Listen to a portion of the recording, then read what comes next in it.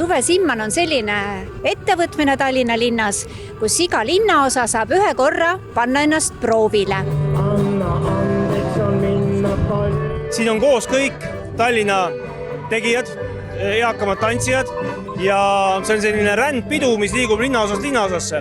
Et ta on juba toimunud Mustamäel, Nõmmel ja nüüd on au meil võõrustada seda üritust Pirital. Korraldajate sõnul ei ole Simman ainult pidu, vaid võimalus hoida eakad aktiivsena ja tuua inimesed kokku. Selle nimel tehakse proove ja valmistutakse sageli terve aasta. Meil on tantsijad, lauljaid ja pillimängijaid siin üle 500. Et me harjutame aasta aega kõiki neid laulusid, lugusid, sest see ei ole üldse kerge. Meie näiteks Pirita enda kõige vanemad tantsijad on 93-aastased.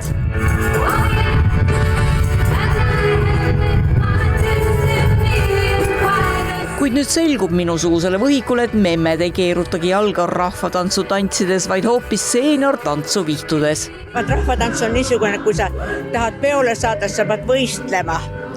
Aga seenior tants on see, mis hoiab su ihu korras ja mõistuse ka. Ühesõnaga, ta paneb sind mõtlema, ta paneb sind liigutama ja annab sul tervist lihtsalt.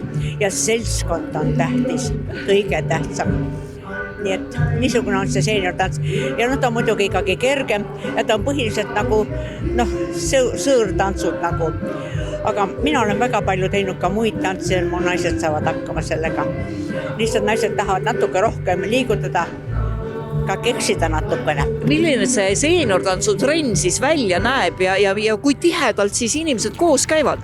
Me käime ikka üks kord nädalas ja teeme ikka soojendus, jalad ja käed soojaks ja siis hakkame tantsima ja 2 tundi järjest tantsime ja vahepeal puhkame ja siis jälle tantsime ja vahepeal naerame ja teeme nalju ja niisugune seltskonna asi kõik. Teie juhendaja Iivi ütles, et tal on rühmas 2 93-aastast neiduks. Teie nüüd oletegi need? Meie oleme, jah. No öelge, mis paneb teid veel nii kõrges eas tantsima? Ikka elurõõm.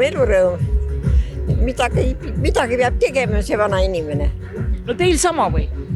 Jah, ma võiks öelda, et see on elustiil. Ma olen seda ju lapsest peale teinud ja ma ei oskagi teistmoodi.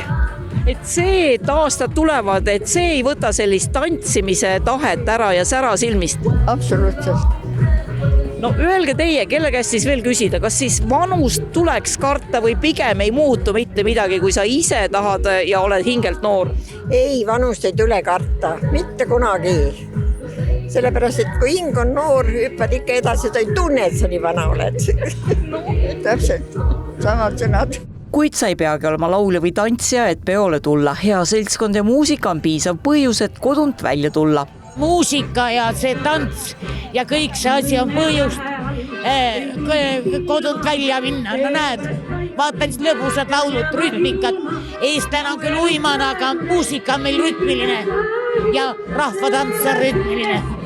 Ja alati ei pea ju ise, võtma osa tantsudest, lauludest. Piisab ka sellest, kui tulla siia ja nautida seda, mis siin toimub. Lööd jalaga rütmi ja ongi liikumine.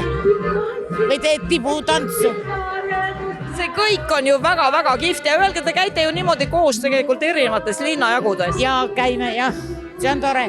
Vaata, kui palju on rahvast vaatamata tuulele. Ma alguses kartsin, et on vihma tuleb. Ilmateade ju lubas, aga näete, ikka vana jumal on selle ürituse poolt ilmada ka.